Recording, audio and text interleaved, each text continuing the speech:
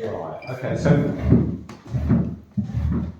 for the last week of the month, I'm actually going to start a new project this week, and then that will mean that they'll fall a bit easier into 4-week projects. So the next project is skies and weather effects.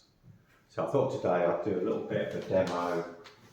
I thought I'd use this image, maybe watercolour this week, and I'll perhaps use the same image but use oils next week. So I'll just to show two different interpretations, two different approaches. So it's watercolour paper, and I'm going to use a little bit of masking fluid, which I think most of you are familiar with masking fluid. So if you're not, I can talk. So this applies to watercolours rather than acrylics or other mediums. And as far as I'm aware, it's paper. I don't think it works on canvas, although one or two people were trying that this morning, but I couldn't say that it works on canvas. Okay, so masking fluid, if you're not familiar with it, it's like a rubber solution, and the idea is to block out areas that I want to keep white, like these highlights.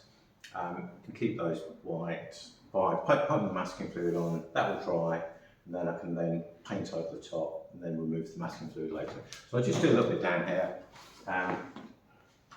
I find that it ruins the brush use really quickly, and I lent this brush to somebody this morning, and it did come back pretty rude, to be honest. It's pretty knackered. But you want to put, you want to kind of. I find that a little actually goes a long way, so you don't need to be sort of mean with it. But equally, you don't want to put it on too thickly, otherwise it will take a long time to dry. I find just a thin but even covering is enough. So basically, you sort of paint it on like that. With the brushes, I find that if I dampen the brush first, like this is one I've just used, and I've not lent this one out. I don't think it's been used. So this was again just a nice cheap brush. Don't use anything expensive. I dampen it in water first and just dry it slightly, and then you've got a nice kind of, you've got a nice fluid brush there. And then put it straight back in the water. And I think probably what happened with the other one was the person just kind of left it on the side and it started drying out. So that's what I would do. You pop that on like that, you let it dry, and I'm done with it here. So this one I've just done that one for you. So once that's dry, which this should be now, swap that over. I should now be able to just put a wash over that.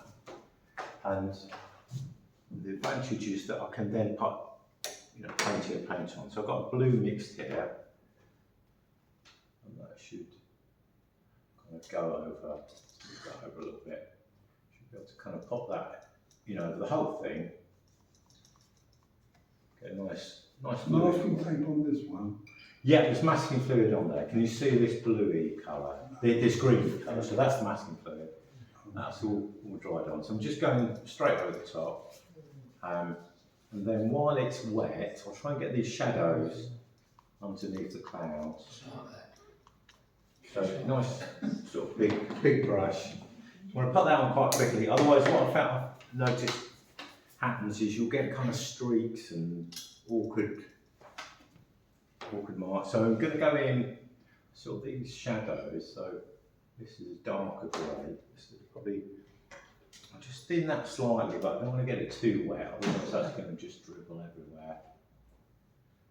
This will work a lot better if you can keep your paper flatter or just a tiny bit of an angle. As you can see, this is running straight down, so you've got it's not ideal. And we've got some more shadows just under here. I don't really want them going up there. And that would be blue, sort of shadows in here.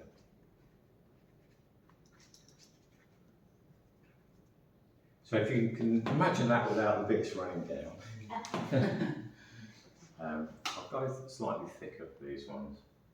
So the thicker the paint, the less likely it is to run. So we'll leave that at that.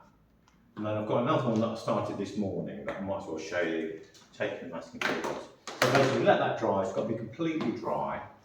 If it's still damp, you'll find you just smudge it all when you try and take the fluid off. So this was this morning, and I've already just taken a little bit of the masking fluid off. Got that back up there. So I should be able to just take this off now. It should just come straight out. And you've got to be careful not to smudge it. Hopefully it won't smudge. Some masking fluids are either clear or kind of slightly yellowy colour. This one you can see it better because it's blue. I'm not sure it's quite as good quality as the one I used to have, the yellow one. It does work. So you can see you've got the, so that's basically the way of keeping the highlights on the tops of the clouds.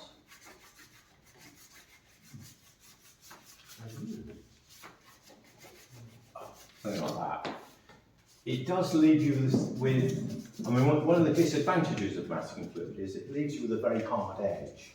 It's quite a sharp edge. So it's not something that I tend to use very much.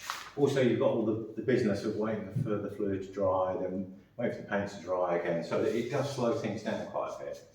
One thing you can do to just soften the edge out is, if you're just very careful, you can just look it over with a bit of kitchen knife. With nice clean water, like this one's clean, I might be able to do a little bit of softening of the edges, just working that in a tiny bit like that, and then blitzing it. So just be careful you don't remove too much paint. Perhaps I'll do a little bit here. So clean brush, clean water, just kind of soften that out. Maybe soften the top where it meets the blue. You might not want to do that everywhere, but it makes it a little bit more natural, look a bit more natural. So that's something that a technique you can employ. Like that bit there is a bit heavy. And so I probably won't want to do that everywhere, but it's always just softening it out a little bit. So yeah, if you've got masking fluid, fancy trying that. Or if you want to borrow some of this and a slightly mullet brush to go with it, you are welcome to try. What I suggest though, maybe it's a little tiny study really, or a couple of small studies. You don't have to work that big. If you've got watercolour paper, just try that as a technique. Or do if you've got a sheet that big, maybe do 4 on there. Do a few little ones. Because it is something that you spend a bit of time getting used to. Another approach is to just basically paint around the clouds. So I'll just show you on this one. So this one I've just sketched out a couple of clouds. I've only done a couple here. So with this one, what you could do is really, let's go back to this bluey colour. A bit of that. Basically just carefully work around the spaces that you want.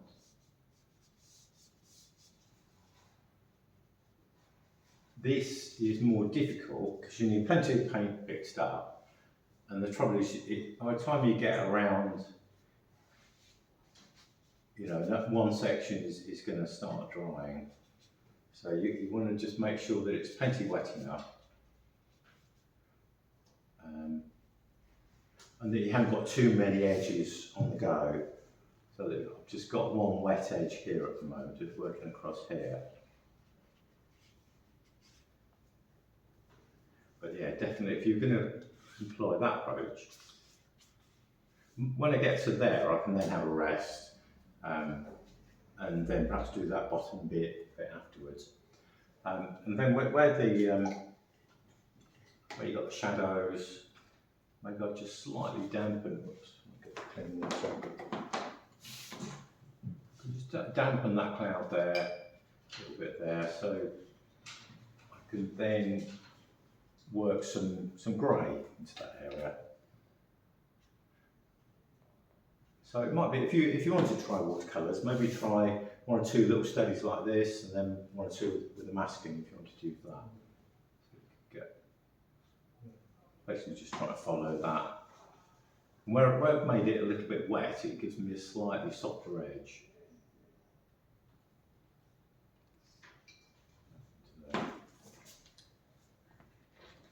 Is that okay? So what I'll do is next week I'll do a similar sort of thing, but I'll use oil paint. In a way, oil paint is much easier because I've got all the time in the world to, blend all the colours and yeah, it's just a lot less time. Okay, right.